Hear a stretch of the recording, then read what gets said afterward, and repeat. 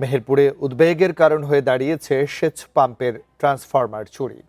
৩ উপজেলায় ৬ মাসে ৫৭টি ট্রান্সফরমার চুরি হয়েছে।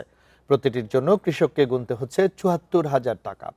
এমনকি লোহার খাঁচা তালা ব্যবহার করেও ঠেকানো যাচ্ছে না চোর চক্রকে।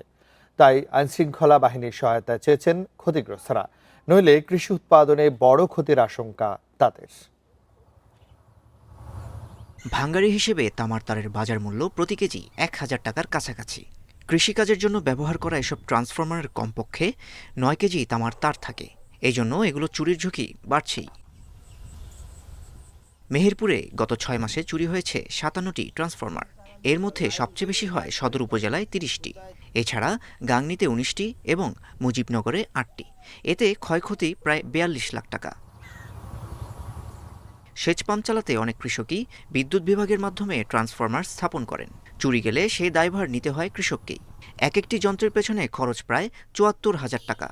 ওরা ট্রান্সমিটার খাসা দিয়ে ভালো করে বাইন্দে রেখে দেয়, তাও ধরেন চুরি হয়ে যাচ্ছে।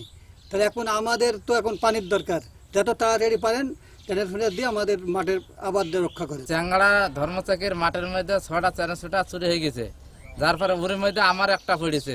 আমরা এত টাকা পাবো কোথায়, আর আমরা কি করে লাগাবার কি করে কারবার করবো। হয়তো সারা রাত ভরে পাহারা করছি, ২-১ ঘন্টার জন্য হয়তো ঘুমানোর জন্য বাসায় গেলে সকালে এসে দেখছি যে সেগুলো কাটাকুটা করি সবগুলো নিয়ে যাচ্ছে।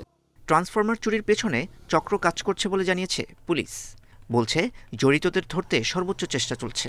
গান্ধীথানা এলাকায় যে ট্রান্সফরমার চুরির সংগঠন ঘটনা ঘটেছে সেটার প্রকৃত রহস্য উন্মোচন এবং প্রকৃত আসামিদের গ্রেপ্তারের জন্য আমরা চেষ্টা করছি এবং সর্বোচ্চ প্রায়োরিটি দিয়ে এটা চেষ্টা করা হচ্ছে। ট্রান্সফরমার চুরি বন্ধ না হলে কৃষি উৎপাদন ব্যাহত হওয়া এবং ব্যাপক আর্থিক ক্ষতির শঙ্কায় আছেন মেহেরপুরের কৃষক। Independent news.